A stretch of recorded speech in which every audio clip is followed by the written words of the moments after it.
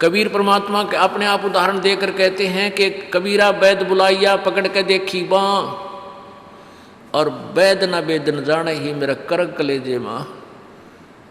कहते हैं डॉक्टर बुलाया, डॉक्टर ने नाड़ी देखी, बाँ पकड़ के, पहले ये थे थर्मामीटर हाथ से देखा करते हैं, और वैद्य कहता है इसका कोई बीमारी नहीं और रोज सूखते आवे। कहते हैं कबीरा वैद्य बुलाइया पकड़ के देखी बाँ, और वैद्य न बेदन जाने ही मेरा करक कलेजे माँ। उस परमात्मा की और यहाँ के दुखों का जो दुख है, यहाँ के दुखों को देख देख कर कुत्ते ने देखे खाज किधर कीड़े पड़ रहे उसके हैं, किसी खाज लग रही है। ये भी पहले आप जैसे अड़े चौड़े हो कांडे थे और बढ़िया बढ़िया सूट गाड़ के चाले थे, भक्ति करी को नाच बिरान माटी करवा ली। तो ये बातें उनको तुरंत याद आने लग जाएंगी जिनकी आंखों का मोतिया बिंदु का ऑपरेशन हो गया, अर्थात जिनको तत्व ज्ञान हो गया। अब तो हम देखते हैं कुत्ते हैं, गधे हैं, सुअर हैं, बैल है, जोड़ रखा गाड़ी में भर रखा सामान, चलता नहीं था दे लट्ठा गद्दा है गधोरी उस पर। तो हमने सोचा ये तो ऐसे बनते रहेंगे और हम ऐसे ही मनुष्य बने रहेंगे। काल ने ऐसी बुद्धि भ्रष्ट कर रखी हमारी, क्योंकि ज्ञान है नहीं।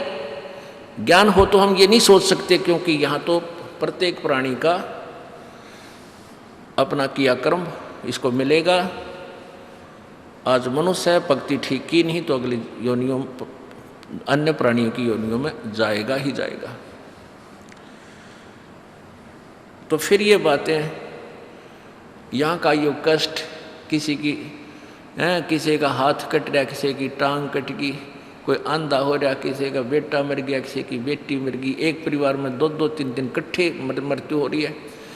अब उस परिवार के स्थान पर आप अपने को सोचकर देखो जो जश्न मनाने की तैयारी में है, तो फिर ये बकवादें अब पलट जाएंगी। 90% जो हम वेस्ट करते हैं अपना समय इस पेट के लिए और इस संसारिक इन बकवादों को जोड़ने के लिए, ये 90% अपने आप शांत हो जाएगी। ना दहेज लेंगे ना देंगे। किसी के 2 कन्या हो जाती हैं, उसको नींद आनी बंद हो जाती है।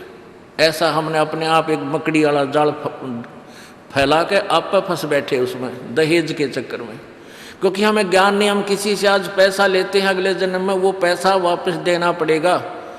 किसी ने मान ले किसी को दबाव देकर दहेज का पैसा ले लिया, या वैसे 2 नंबर के काम करते ले लिया, लेकर दिया नहीं, अगले जन्म में वो पूरा करना पड़ेगा। किसी का गधा बन कर देना पड़ेगा, किसी का भैंस बन कर देना पड़ेगा, और या फिर अगले जन्म में वो दामाद बन के ले जाएगा जिसको आज तुम दामाद बन के ले रहे हो। तो इस पंगे में अनजान व्यक्ति दिया करे। परमात्मा ने जो आपको देना है वही देना है, आपके प्रारब्ध में लिख रखा है।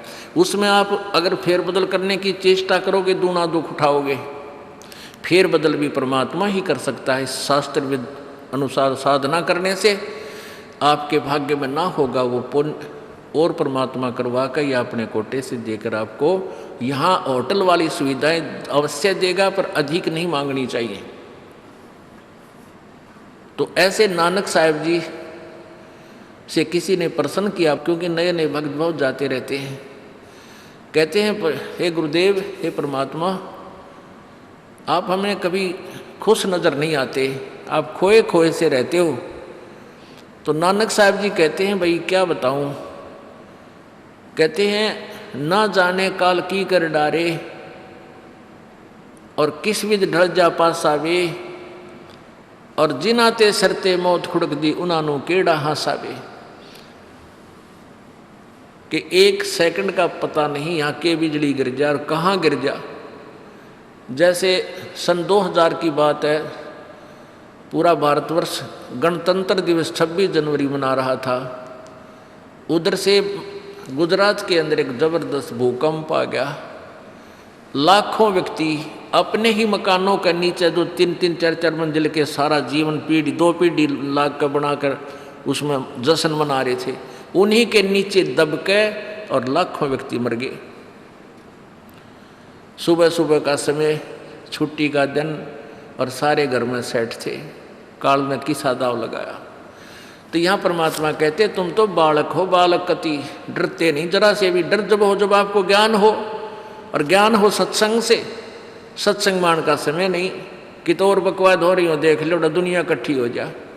और यहाँ कितने भक्त आ पाते हैं, जो आ पाते हो बहुत महान और पुण्य आत्मा है, उनके पिछले संस्कार इतने ज़बरदस्त हैं कि उनको प्रेरित करके लाते हैं, परमात्मा की रजा होती है उनके ऊपर।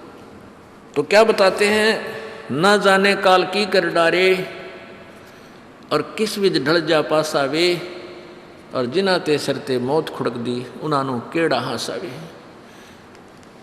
अब फिर पूछते हैं क्या प्रभु आप सदा ऐसे ही रहते हो? प्रश्न किया किसी ने नानक जी से। नानक साहब ने कहा कि भाई मुझे भी खुशी होती है, लेकिन वो खुशी हम ऐसे प्रकट नहीं करते जैसे अनजान लोग करते हैं, नाचे कूदो या हा हा हा दांदरे काटे। नहीं, अंदर ही होता रहता हमारे जो कुछ होता है। कहते हैं साध मिले साड़ी शादी होंदी, साध मिले साड़ा शादी होंदी, और विछड़ जा दिलगिरी वे, अखदे नानक सुनो जहाना मुश्किल हाल फकीरी वे। कि तुम भक्तजन जब आते हो मेरे पास सत्संग सुनने के लिए, और जो उपदेश ले चुके हैं, और फिर वो सारे के सारे रह रह कर मेरे पास आ रहे हैं, तो मुझे बहुत खुशी होती है। उस दिन हमारे विवाह होता है, शादी होती है, समागम होता है, चहल पहल होती है।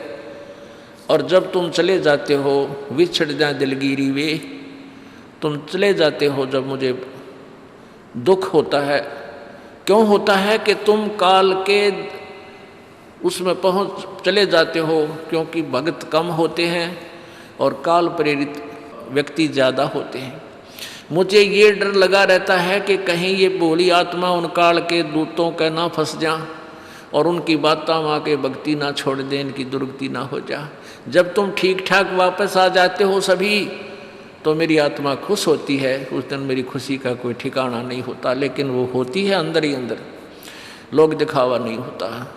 साध मिले साड़ शादी होंदी, और विछड़ जा दिलगिरी वे, अखदे नानक सुनो जहाना मुश्किल हाल फकीरी वे। भाई कहते हैं भक्ति करना बहुत मुश्किल है। मुश्किल इन काल के दूता ने बना दी, जनता ज्ञानहीन कर दी। जो भक्ति नहीं करते वो तो सीधे काल के जाल में हैं ही। जो भक्ति करने की चेष्टा करते हैं तो किसी का तो पति लाठी ठाए पाओगा, उसके पति ने कोई और इंजेक्शन ला जाएगा। यो कि होया भाई हम भी तो नाम ले रहे हैं, हम वहाँ जाते हैं, हम तो 6 महीने साल में कभी कभी जाते हैं, और आप कहते हैं 10वें दिन भाग लेते हैं। तो भगत ने नाम ना ले रखा तो वो परेशानी पैदा करेगा ही करेगा। किसी की पत्नी ने नाम नहीं ले रखा, भगत ने ले रखा है, तो वह सींग पिनाए पावेगी। किसी के कहने सुनते हैं, जानते क्या सुनी घर में होगी। काल न तक करवाना है कि किसी प्रकार ये वहाँ जाना छोड़ दें, तेरे जाल में फंसे रहें, इसका तो पूरा प्रयत्न रहेगा। लेकिन पुण्यात्मा यु ज्ञान रूपी ढाल आपको इसलिए दी जाती है कि अपना बचाव करो, और भक्ति मत छोड़ना चाहे कुछ भी हो। आप पुण्यात्माओं अपने घर के काम में, ठीक है, पति पत्नी बच्चे सब कोई कार्य करना है तो सब मिलकर सलाह बनाकर कर लें, बहुत अच्छा होता है। उसमें कोई हानि लाभ भी हो जाती है तो विशेष दुख नहीं होता। उसमें अवश्य राय एक दूसरे की लेकर काम कर लेना चाहिए। और जब आता आत्म कल्याण का समय, उसमें किसी की राय की आवश्यकता नहीं। मान लीजिए आपने नाम लेना है और आपका पति नाट्य है, तो नाट्य जाएगा। ये अपने जीवन का सौदा तुमने खुद सोचना होगा, इसमें किसी की राय की आवश्यकता नहीं। आपने नाम लेना, आपकी पत्नी मना करती है तो करन दे, इसमें किसी की सलाह लेने की जरूरत नहीं, चाहे कोई राजी रहे चाहे नाराज रहे। यदि मीराबाई उस समय ये सोचती कि तेरी माँ क्या कहेगी, तेरे पिता क्या कहेगा, ये समाज क्या कहेगा, तू मंदिरों में जाती है, क्योंकि उस समय ठाकुर समाज अपनी बहन बेटियों को घर से नहीं निकलने देते थे, पर्दों में रखते थे। लेकिन मीराबाई बालक नहीं रही थी, समझदार थी। वह उसको पता था कि आज तो मैं लोक लाज कर मैं आकर भक्ति नहीं करूँगी और फिर कुतिया बनकर बाजार में आंडूंगी, कोई मेरी इज्जत का रक्षक नहीं मिलेगा। तो ये ज्ञान से ही ऐसी दृढ़ता आती है। संघर्ष किया और सफल हुई, क्योंकि मालिक के नाम पर जो संघर्ष करते हैं सच्चे दिल से हृदय से, उनकी परमात्मा मदद किया करता है। ये पिछले इतिहास देख लो। क्या बताते हैं? मात पिता सुत स्त्री आलस बंधु कान, संत दर्श को जब चले ये अटकावे आण। मात पिता सुत पुत्र को कहते हैं। स्त्री, जैसे कोई बालक हैं 15, 16, 10 वर्ष के, वो माता पिता के अधीन होते हैं। और बच्चे का समझ में आ गई और माता पिता मना करते हैं तो उनके अधीन है वो। और बच्चे जवान हो गए, बूढ़ा बूढ़ी अगर समझ में आ गई, फिर वो बालक बाधा करेंगे, वो रोकते टोकते हैं। तीसरा दिन चल पड़ते हो, किराया कितने डावा फलाना है, यानी कुछ ना कुछ बाधा कर सकते हैं। किसी का पति बाधा कर सकता है, किसी की पत्नी बाधा कर सकती है। जब भक्ति की तरफ अग्रसर होता है या सत्संग में आने की तैयारी करता है। या फिर आलस बंधु कान, आलस माने आप ढीले गोडे छोड़ दे, फिर देखांगे इबका नहीं जाता, सर्दी घनी है, गर्मी घनी है। और या बंधु कान, लोक लाज, इनके कारण ये है भक्ति में बाधक